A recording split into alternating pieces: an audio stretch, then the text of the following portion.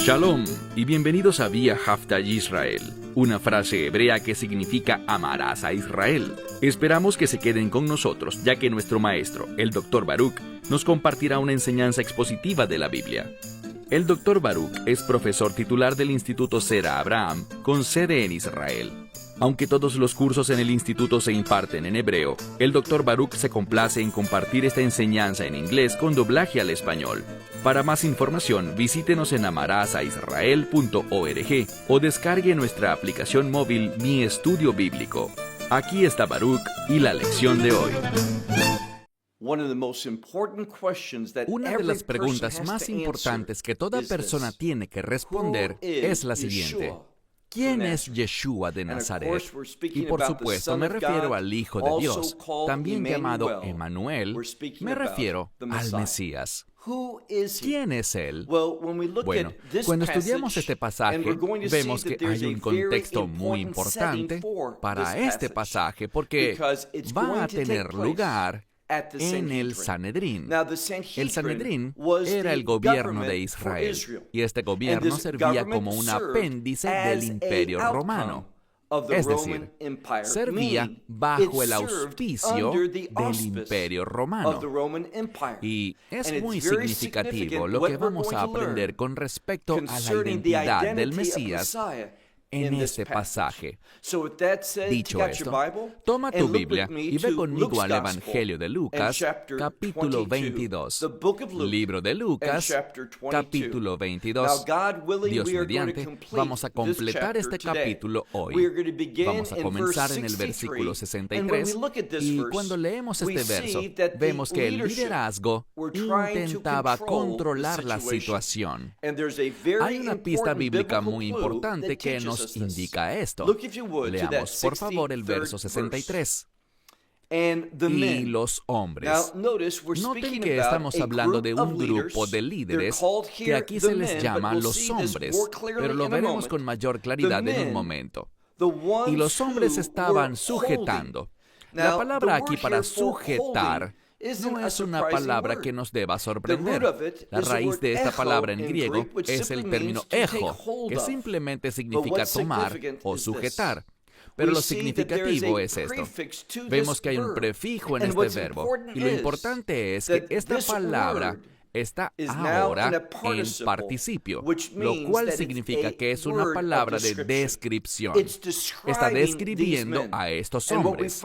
Y lo que descubrimos aquí es que este prefijo es la palabra con, que en griego es sun, y le dice al lector que estos individuos estaban sujetando de cerca, es decir, que querían controlar lo que estaba ocurriendo en esta reunión. Y por supuesto estamos hablando del juicio de Yeshua ante el Sanedrín, el consejo gobernante sobre Israel que servía bajo la autoridad del Imperio Romano. Así que estos hombres, dice que estos hombres estaban sujetando de cerca a Yeshua. ¿Y qué estaban haciendo? Bueno, dice aquí que se burlaban de él. Lo importante de notar sobre esta palabra es el tiempo gramatical. Vemos que está en tiempo imperfecto. ¿Y por qué eso es importante? Porque el imperfecto anticipa un cambio. Habla de un evento, de una acción que comenzó en el pasado. Ellos se habían estado burlando de él. Y seguían burlándose de él. Eso sigue en el presente, pero no continúa hacia el futuro. Llegará a su fin, y por tanto debemos anticipar un cambio. Vamos a ver eso de inmediato, porque estos que intentaban controlarlo y sujetarlo de cerca a sí mismos, se burlaban de él. Pero esa burla no fue suficiente, porque vemos al final de este verso, ¿qué más hacían ellos? Dice, y lo golpeaban. Hubo una transición. Pasaron de simplemente burlarse de él, ahora a golpearlo. Y vamos a ver exactamente quiénes eran estos individuos. Mira ahora, por favor, el verso 64. Dice aquí, y le vendaron los ojos.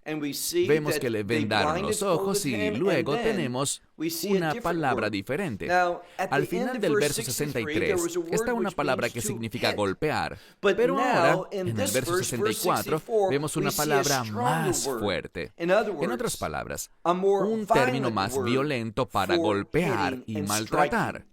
Así que vemos que hay una escalada en su actividad. Dice que después de vendarle los ojos, lo estaban golpeando. Y noten algo. Hay una parte de este verso que es enfática, o sea, que está resaltada. ¿Y qué parte será? Son dos palabras. Tenemos un artículo definido, la palabra el, y luego rostro. Así que lo estaban golpeando específicamente en el rostro. En el rostro del Mesías. ¿Y por qué eso es tan importante e informativo? Bueno, porque en esta cultura, la palabra rostro también significa la misma presencia de alguien. Muchas veces, la palabra rostro simplemente se usa y se traduce en español como la presencia. Así que ellos estaban en contra de su presencia con ellos. ¿Por qué? Porque su presencia traería cambios. Ellos rechazaban los cambios de Dios. Y la palabra rostro también se relaciona con la identidad, con la persona misma. Por lo tanto, vemos que ellos estaban en contra de Él, en contra de quien Él verdaderamente es. ¿Y qué aprendemos sobre su identidad en este pasaje? Bueno, sigamos leyendo. Dice al continuar en el verso 64, y le preguntaban diciendo, profetiza. La palabra para profetiza realmente está en tiempo pasado. Profetizaste. Parece no tener sentido traducirla así. Entonces, ¿por qué aparece en pasado? Porque los tiempos verbales en griego no siempre están conectados al tiempo cronológico. No siempre es algo temporal como lo es en español. En español usamos el tiempo pasado para hablar de un evento que ya terminó, el presente para algo que está ocurriendo ahora y el futuro para lo que vendrá. Cada uno se vincula directamente con el tiempo cronológico, pero en griego el tiempo verbal también puede relacionarse con una descripción del evento, y el tiempo pasado, que se llama aoristo, puede usarse para describir un evento en su totalidad.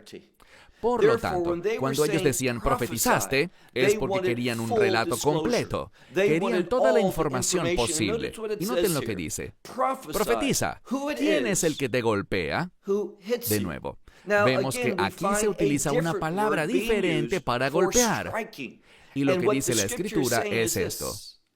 Hay un incremento continuo en lo que se le está haciendo al Mesías.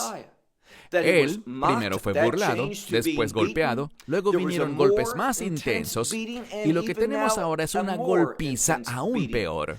Todo esto demuestra que ellos se oponían a que Él estuviera con ellos y que estaban en contra de su misma identidad. Y de nuevo, debemos preguntarnos, ¿quién es este llamado Yeshua o Jesús en español?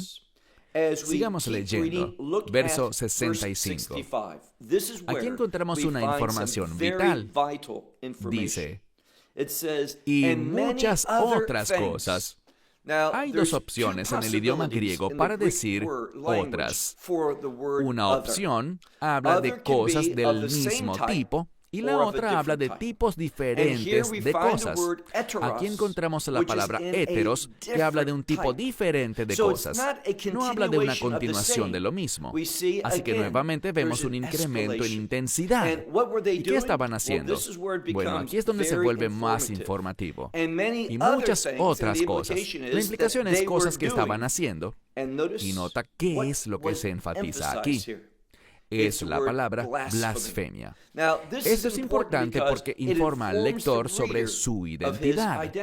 Porque yo puedo calumniarte, puedo insultarte, pero solo puedo blasfemar contra Dios. Y lo que está diciendo la Escritura es que la razón por la cual estaban tan en contra de él y lo golpeaban de forma cada vez peor es porque reconocían su identidad y estaban blasfemando contra él. ¿Por qué? Porque sabían que él era el Hijo de Dios. Y más adelante, en este mismo pasaje, eso será confirmado al lector. Es muy lamentable que si miras algunas traducciones, y una traducción que es muy problemática y pobre es la NVI, lo que se llama la Nueva Versión Internacional en inglés.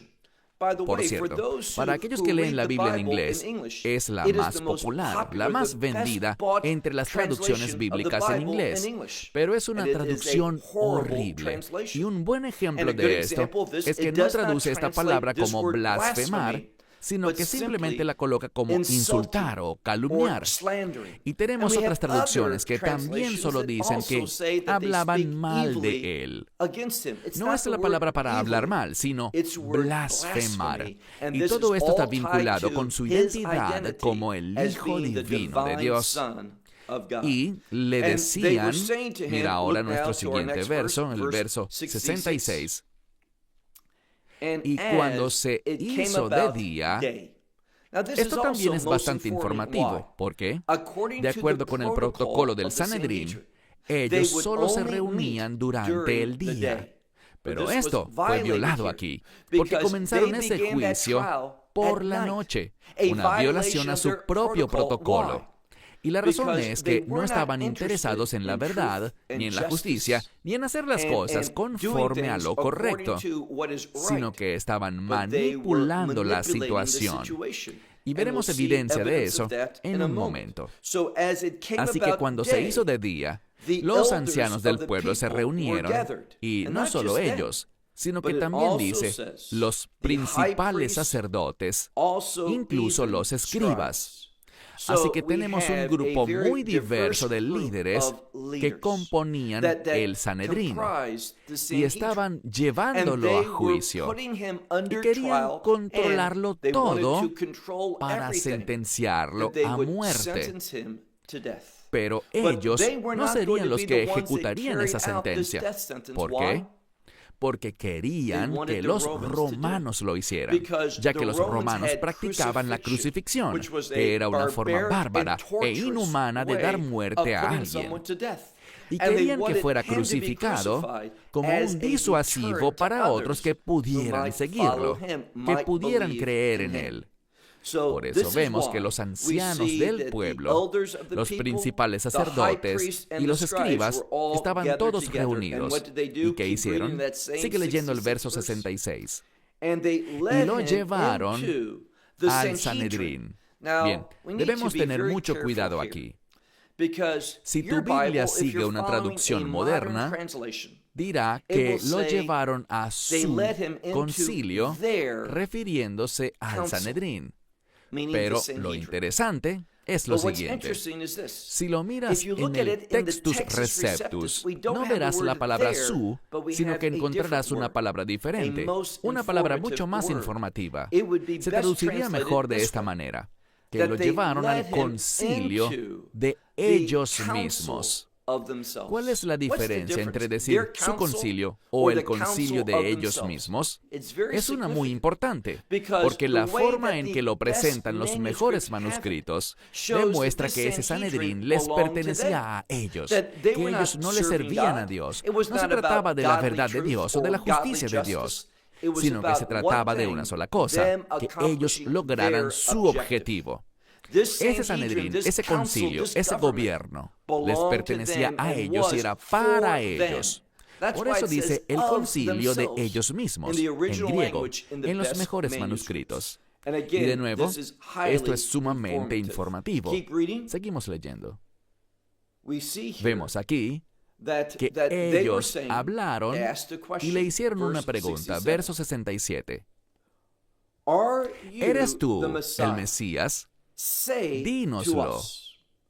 Pero él les dijo, si yo se los dijere, ustedes no lo creerían. Insisto, cada aspecto del texto nos brinda conocimiento.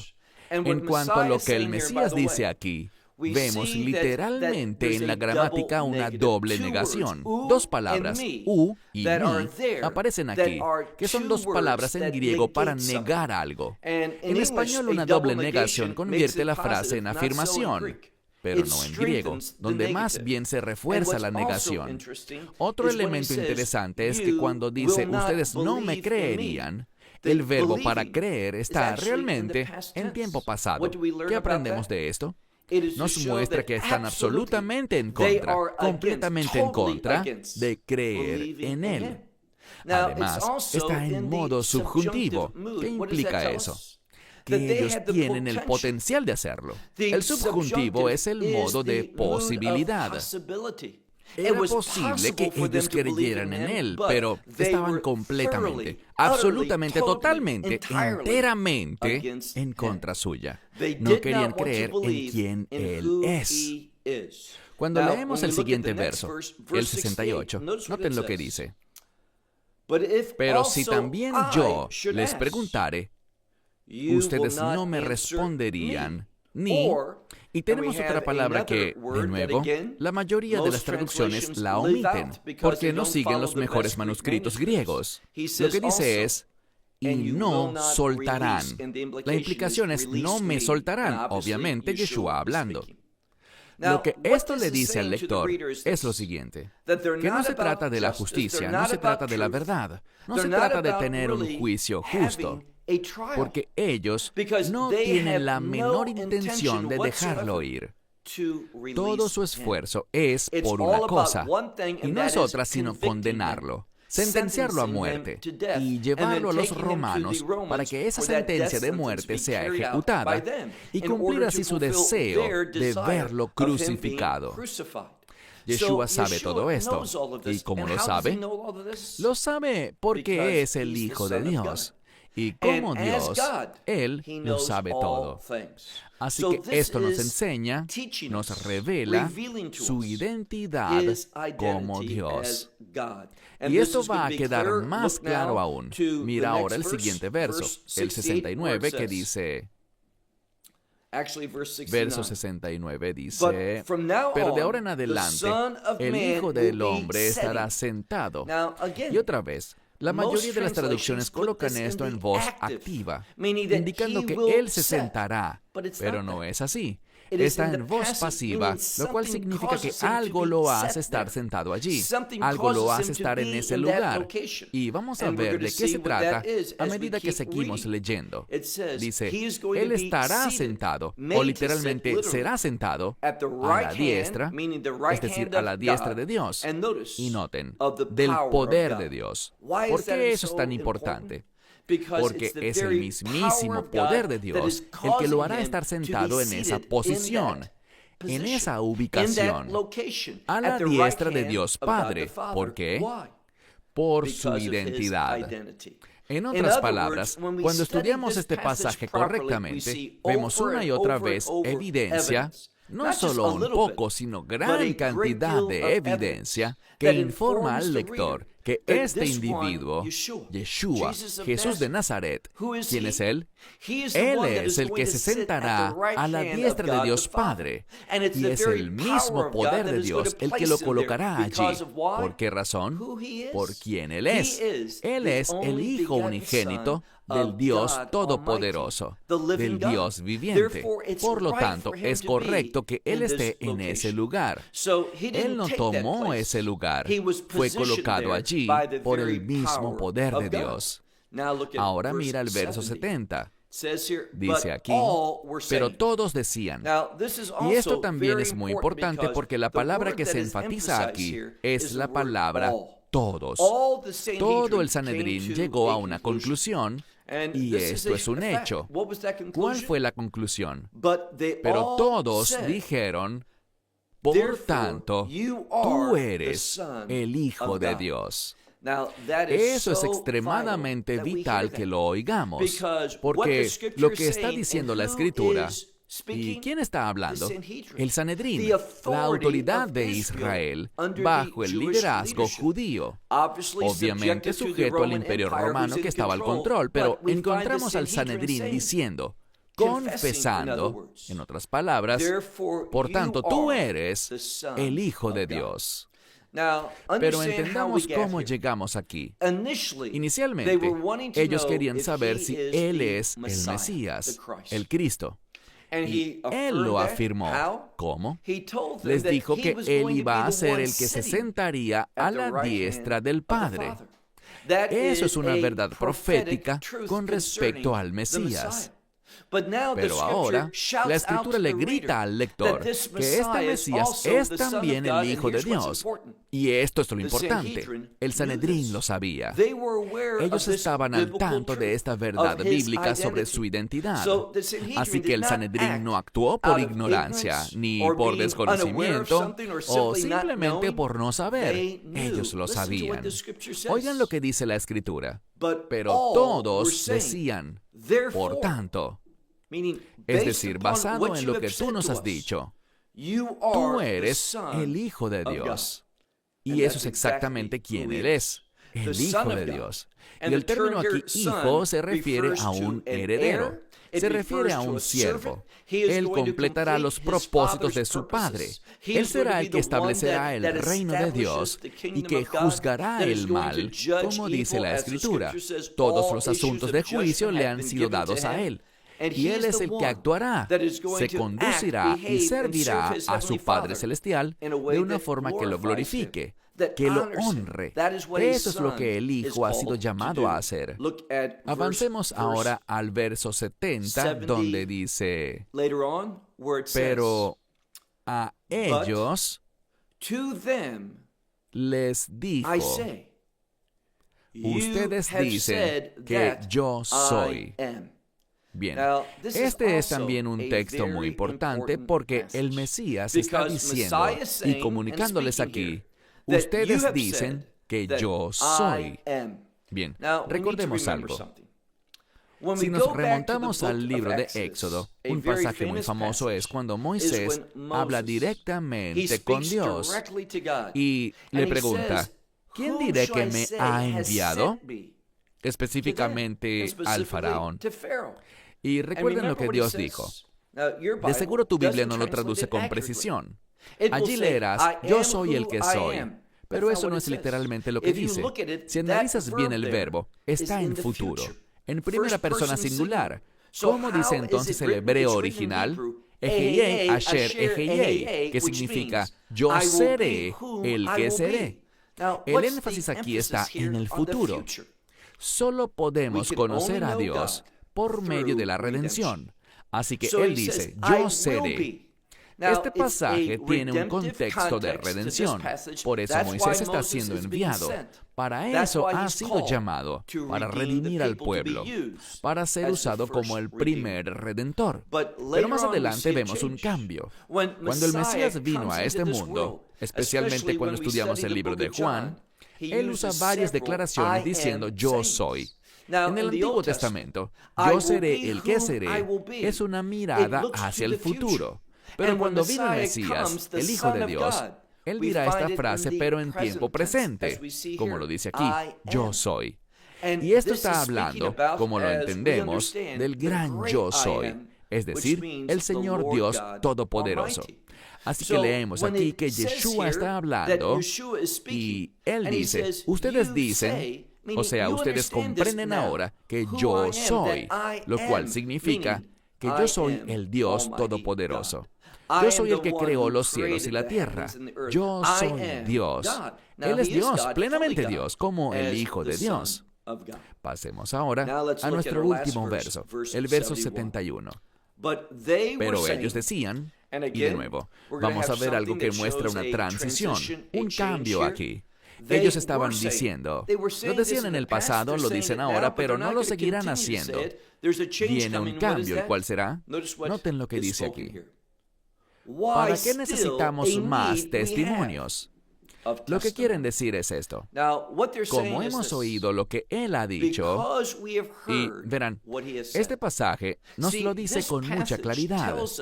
Le grita a todo el que lo lee y lo entiende, reconociendo la forma como el idioma del Nuevo Testamento nos está hablando, que el Mesías, este hijo de José, este que era rabino, que era un gran maestro, que hacía milagros, no era un simple mortal. Él es plenamente hombre, pero también es plenamente Dios. Y la razón por la cual ellos no tienen necesidad de más testimonios es porque han oído de Él y han comprendido todo esto. Que Él dijo que Él es el gran yo soy, que Él es el Hijo de Dios. Y si tu padre es un ser humano, entonces tú eres un ser humano. Pero si tu padre es Dios, entonces tú eres Dios. Lo que este pasaje nos dice es que Él ciertamente es el Hijo divino de Dios, el unigénito del Padre. Y por esto dijeron, ya no tenemos necesidad de más testimonios. Hemos oído todo lo que teníamos que oír para condenarlo por blasfemia. Y por eso dicen que debe morir, porque blasfemó. ¿Y cómo blasfemó? Diciendo que Él era el Hijo de Dios. Y esto nos da información de que el Hijo de Dios también es el Mesías. Concluyamos. Leemos de nuevo. ¿Para qué necesitamos más testimonios? Porque nosotros mismos lo hemos oído de su boca. Noten esto. Vemos un énfasis en lo que Él ha dicho con su boca. ¿Y qué ha dicho? Él afirmó ser el Mesías. Afirmó ser el Hijo de Dios, que Él será quien por el mismo poder de Dios será colocado a la diestra de Dios. Así que una y otra vez vemos la verdad bíblica que nos dice que este hombre, Yeshua HaNazaret, Jesús de Nazaret, que Él es el Mesías. Él es el Cristo. Mesías y Cristo son lo mismo. Significa rey ungido. Y que Él es el Dios poderoso con nosotros. Y si tú no afirmas eso, no tienes esperanza en este mundo. Si tú rechazas lo que hemos hablado hoy, que Yeshua es el Hijo de Dios, que Él es el Mesías, el Redentor, la esperanza para la humanidad, si tú no recibes eso y no lo crees, entonces quedarás cortado de las bendiciones de Dios, de las promesas de Dios, y no tendrás esperanza eterna. ¿Y cuál será tu destino si rechazas eso? Serás echado afuera, donde hay oscuridad total. Eso quiere decir miedo. Donde hay llanto, que significa tristeza, y habrá crujir de dientes, lo cual representa tortura. Y todas estas cosas no son solo por una temporada, sino por siempre y para siempre. No seas insensato. Dios te ama y Dios te ha ofrecido salvación. Él está listo para perdonar todos tus pecados y llevarte a su reino. Pero solo hay un camino, por medio del mensaje del Evangelio. Solo por esa verdad del Evangelio puedes tener vida eterna y estar en la presencia de Dios por los siglos de los siglos. Sé sabio y acepta el Evangelio hoy. Esperamos que te hayas edificado con el mensaje de hoy y lo compartas con otros. Te invitamos a seguir nuestros estudios cada semana por este canal y por el portal de YouTube de Amarás a Israel.